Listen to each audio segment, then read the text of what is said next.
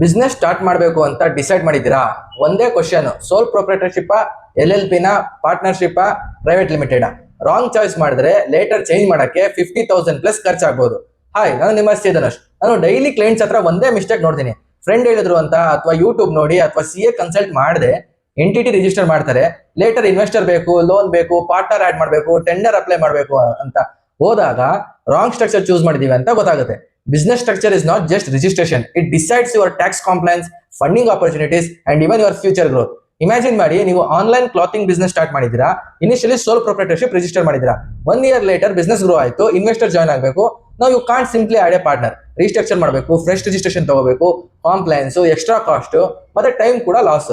Business start ಮಾಡುವ ಮುಂಚೆ business plan prepare ಮಾಡಿಲ್ಲ ಅಂದ್ರೆ ಪರವಾಗಿಲ್ಲ, ಆದರೆ ರೈಟ್ ಬಿಸ್ನೆಸ್ ಸ್ಟ್ರಕ್ಚರ್ ಚೂಸ್ ಮಾಡೋದು ಕಂಪಲ್ಸರಿ. ನಿಮ್ ಬಿಸ್ನೆಸ್ಗೆ ಯಾವ ಸ್ಟ್ರಕ್ಚರ್ ಬೆಸ್ಟ್ ಅಂತ ಕನ್ಫ್ಯೂಷನ್ ಆಗಿದ್ರೆ ಸ್ಟಾರ್ಟ್ ಅಂತ ಕಮೆಂಟ್ ಮಾಡಿ. ನಾನು free business structure decision guide ನ ಸೆಂಡ್ ಮಾಡ್ತೀನಿ. ಅದರಲ್ಲಿ ನಿಮಗೆ sole proprietorship versus LLP versus private limited, ಮತ್ತೆ tax comparison, compliance comparison, which business should choose which structure, common mistakes to avoid, ಇದೆಲ್ಲ ನಿಮಗೆ ಅಬ್ಸಲ್ಯೂಟ್ಲಿ ಫ್ರೀ ಆಗಿ ಕೊಡ್ತಾ ಇದೀನಿ. Comment start, I will send you the guide. Thank you.